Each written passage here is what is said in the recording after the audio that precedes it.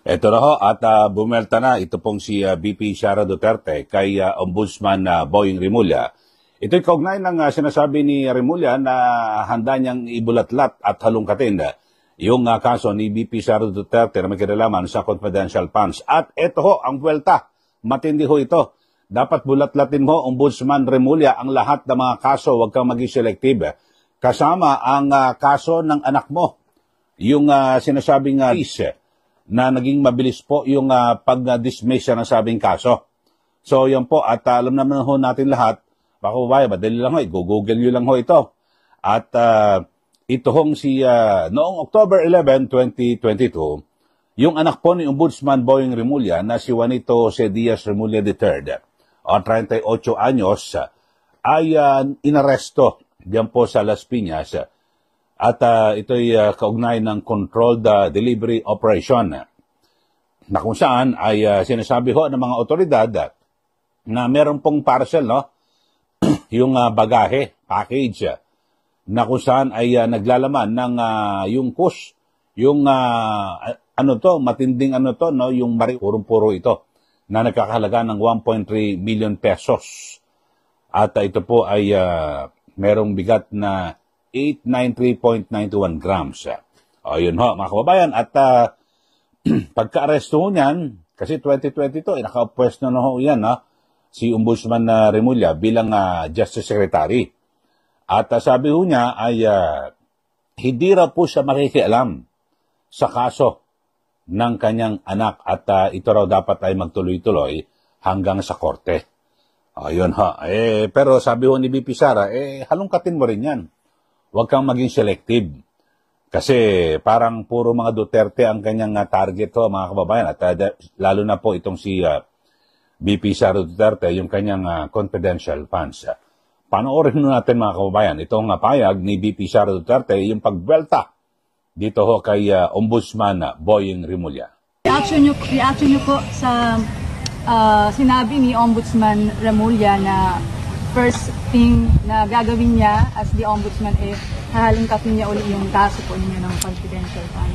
Yes, halongkatin niya na ng halongkatin lahat sa akin, no? Pero wag lang siya maging selective. Halongkatin niya din yung mabilisan na pag-dismiss ng kaso ng anak niya. At yung iba pang mga kaso at posibleng kaso ng mga kaalyado nila. So, wala tayong problema dyan, halongkatin lahat. O, yan po ang pahayag ni BP Sara Duterte at sinasabi niya na sige, balatlatin, halongkatin nyo lahat na mga kaso at pero wag kong selective, wag kong pipiliin. Ibig sabihin ni BP Sara, wag lang sa kanya. Lahat, pati yung mga kaalyado mo at lalo na sa anak mo na kung saan ay bakit mabilis na ito'y na-dismiss yung kaso. Ito matandaan niyo mga kababayan, noong, di ba, October 2022, October 11, 2022, na-aresto. Tapos, noong January 6, 2023, makalipas ang ilang buwan, ito ho, na-aresto po yung anak ko, no? Yung si Juanito C. Diaz Rimulya III, October 11. At noong January 6, 2023, ay agad na ina-acquit ng Las Piñas Regional Trial Court Branch 197, ito pong anak ni Ombudsman Boying Rimulya, dito po sa kaso, no, yung illegal na kaso. Yun ho. So, October, November, December, January, 3 buwan lang ho. Halos 3 buwan lang, ay agad na dismiss ang kaso. At base po sa ruling po ng korte, ito, hindi ko sinasabi na na kumbaga sana hindi totoo na meron siyang, ito ang naging dahilan, ang sinasabi, nagkaroon po ng glaring lapses o kakulangan, irregularidad sa paghawak ng ebidensya ng mga otoridad at hindi raw ito was not properly marked. So parang nagkamali ho rito yung mga otoridad at partikular itong Philippine Agency o PDEA. So, in short, yun, na-dismiss po at acquitted sa korte. Ito pong anak po ni Ombudsman Boying Rimulya. So, katiting ho, gabuhok lang ho at talagang pag Pag gusto, may paraan eh. Pero yung perception lang ho naman dito, mga kababayan, at pananaw ng marami na mukhang di umano, parang minani obra. Yun po, perception lang ho yan. Pero wala, tapos na ho yan. Kaya binabanggit ho ni BP Sara, halongkatin mo rin yan.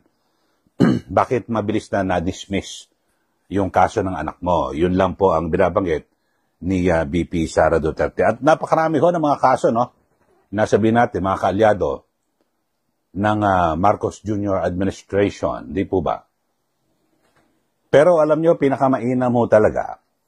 Ako, okay lang yan, di halongkatin, no? Yung kay BP Sara, confidential funds, tignan din sa anak niya, sabi ni BP Sara. Pero alam nyo, si Ombudsman dapat pag-focus ngayon sa pinakamatinding issue ngayon. Ito hong nakawan sa gobyerno, yung corruption, yung sa flood control project. Ito hong pinakamainam na dapat pagtuunan ng pansin ho ng Ombudsman at tiyakin na meron pong mananagot ay makukulong. Ang tagal na ho, may 3 buwan na ho, simula nang ibunyag ho yan mismo ni Pangulong Marcos Jr. sa kanyang State of the Nation address na kung saan ay meron nga ho mga kalokohan at ghost projects. Mismo siya nag-inspeksyon. Pero marami po ang nagsasabi rin, may pananagutan din dito ang Pangulo. Kasi siya po ang pumirma. Di ba? Nagyayabang nga siya na nakaraan. May speech siya na may git sa 4,000 na pahina.